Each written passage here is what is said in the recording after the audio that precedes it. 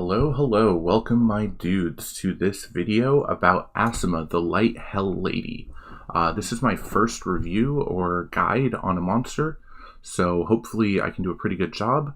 But my goals for this video are basically to give you guys the overview of Asima, my impressions, builds I've used, what her skills do, what I think she's good at, what I don't think she's good at, and my overall rating. So sit back, enjoy, and take a peek, and if this one goes well, I'll make more videos on other things. Alright, so her skills. Skill 1, attacks the enemy with a sharp blade and inflicts continuous damage for 2 turns with a 50% chance. And then, as you can see, the skill ups here add damage and harmful effect.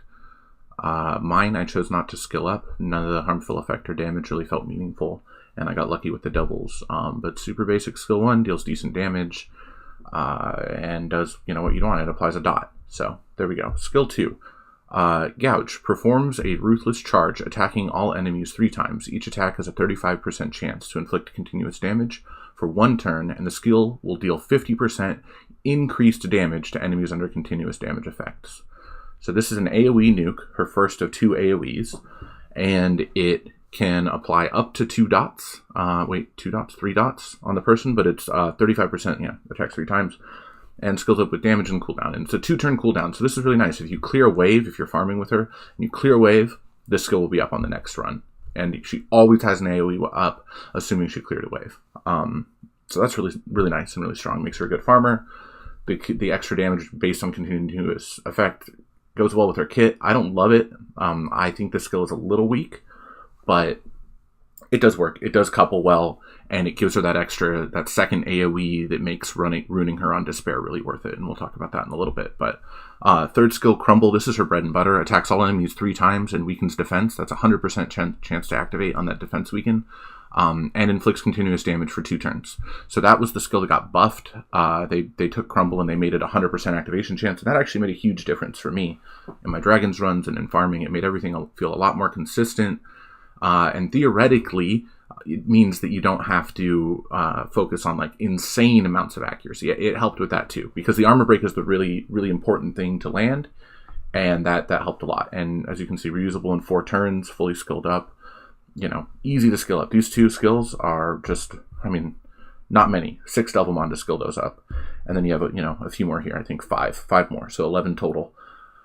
But not bad. Crumble is, I think, very strong. Element neutral, great at applying armor breaks. Assuming they don't have immunity or cleanse, that skill is crushing, because it deals as much damage as Beretta's AoE dot, but it's in 3 separate dots, so that it actually ticks faster. It's 15% over the next, per turn over the next 2 turns.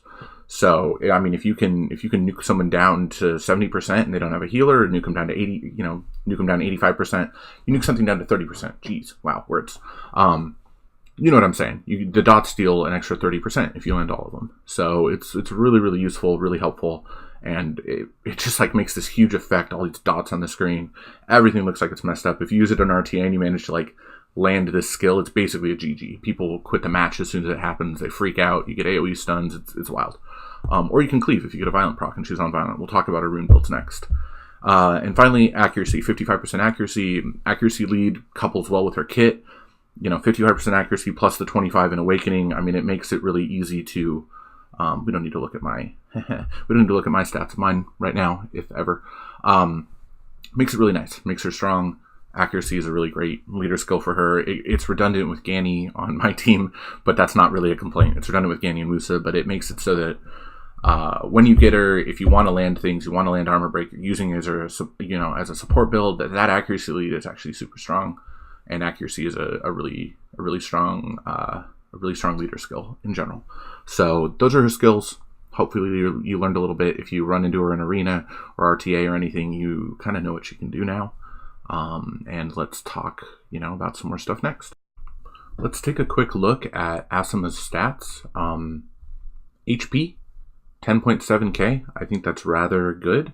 It is decently high for a nuker, and her nuker stats, her attack at 812 is kind of low for a nuker, but she's element neutral. She's light, so she never has elemental disadvantage when she's attacking. and that makes a big difference with her attack. And so I consider her an attacker. She can be built as a support. Either way, that HP is fine for a support and is a real asset as an attacker. Like I said about her attack, it's a little low. Defense, super average. Speed, a little bit above average, in my opinion. None of these are really wild. Very middle of the line stats for an @5. And she awakens into 25% accuracy, which is really great. It complements her kit. She doesn't do well against immunity. And so, accuracy is super important for her to land her armor breaks, land her dots, do everything she's supposed to do. And it's really complementary to her kit, I believe. Okay, so where would I use Asima? These are pretty easily color-coded. Red is a place I would not use her, and green is a place I would. So Giants, she works great in my team. I think she's awesome there. She has an armor break, she has dots, she'll nuke waves, she'll nuke bosses, she's great. And Necro, she has two multi-hits, AoE stuff, whatever. She can find a place in each. She's not best in slot in any of these places, but she's really strong. Toa, she is, in my opinion, best in slot in Toa in a lot of places, in a lot of teams, versus a lot of things. The utility she brings, the double AoEs, the despair stuns, the dots, the armor breaks, it's all really, really good. And there's plenty of actual situations in Toa where I use her and where I think that I would never be able to replace her. Toa's the place that she shines the most for all of those reasons. And we'll talk a little bit about more builds and where you would use them in Toa versus dungeons, but if you have her and you're not using her in Toa, tell me why, man. Why would you? Okay. But RTA, she's not that great, honestly. She's not that good. She catches players by surprise, in lower ranks. She can do some cool things. If you're against no immunity and she manages to move, it's really strong. It's actually super strong. She can cleave an RTA. If she violent procs and does double AoEs, that's awesome. If she gets to move, she might, despair stun things. She can do well, but there's a lot of setup required. And she doesn't have the utility that like Rika or another daughter like that would bring if you were to build her on support. Rift, only place I've had any use for is in Fire Rift, and there she's just an AoE. So she's good with that. I don't have any use for her in any other Rifts. Maybe someone else uses her there. Let me know if you do. Arena offense, she can be sick. She can cleave teams. She can be your armor breaker, damage dealer, daughter. For any team that relies on armor breaks, like a Galleon team, or whatever, she can. I don't know. She can give you some variety there. If I didn't have two Lucians, I'd use her instead of my second Lucian. So she has plenty of utility in arena offense, and I think she's good there. And the same thing with Guild War offense. I know I'm skipping down. I'll circle back, but the same point applies. Everything I just said about arena offense, she can work well in Guild War offense versus the right comp with the right setup. Arena defense, Guild War defense, and raid, not ideal in my opinion. Maybe she could catch someone off guard and like a weird support will build in arena defense or Guild War defense, but there's plenty of better options out there. I don't use her there. Maybe she's sick. I don't think so. Experiment with it, but in my opinion, these are the places that I use her. These are the places that I would use her, and in my experience, the places that she. All right, so stats. This is my Asima. She's not the best rune. She's actually on leftover runes, believe it or not. But decently tanky, okay speed, kind of okay nuker stats, and some accuracy. She does all right. She does what I need her to do right now. I used to have her on a really, really nice violent set, but I don't need her for dragons. I don't need her on my nicest set right now. And this video isn't really about my build, but yeah, she's on, Will Despair. I think I have some kind of weak, things need powering up and this and that.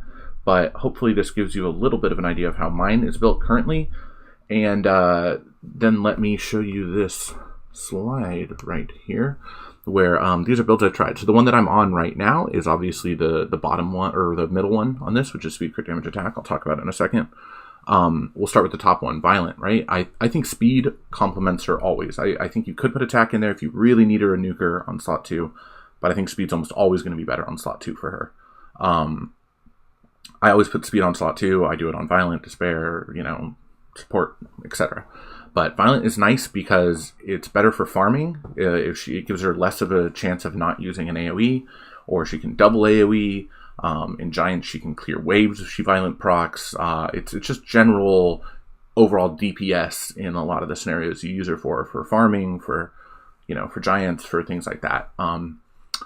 she's strong. She's okay. She does well on Violent. I used her on Violent for a while. I switched her to a Nuker Despair build with speed, crit damage, attack, and I'm liking it. She's on Violent, or she's on Despair Will. Will being her offset. Really strong. I'm using her in RTA situationally. I don't have a lot of use for her there right now. I just can't find the right team to put her in. But Despair is really, really good. If she gets to move, I mean, you can imagine her swinging in, stunning, one or two dudes, armor breaking everyone, dotting everyone. It's really strong. And then finally, a support build, which works really, really well in Toa. You can actually still farm with a support build, but basically Despair, speed, and I'm using EHP, but basically that's defense or HP. Either one will work. You just want her to be tanky. You want when people to focus her in RTA or in PvP for them to actually waste their time attacking into her. So support build is nice. I've used them all. I felt lacking a little bit in the places I used her when I had her on support, but it did help me clear Toa hard for the first time. So support definitely has a lot of nice things to say about it. And also I didn't have any will runes when I had her on support last. And so I didn't get to try her out in RTA, but I don't need another support right now with my comps and my monsters I have. So I'm not sure I would put her back on like full support. We'll see how Toa hard goes this rotation. It resets in 2 days. We'll see if I can clear it with her on a nuker build, and if I can, I probably won't go back to a support build for a while. But these are the 3 builds I've tried. I can't think of many variations on these that you would want.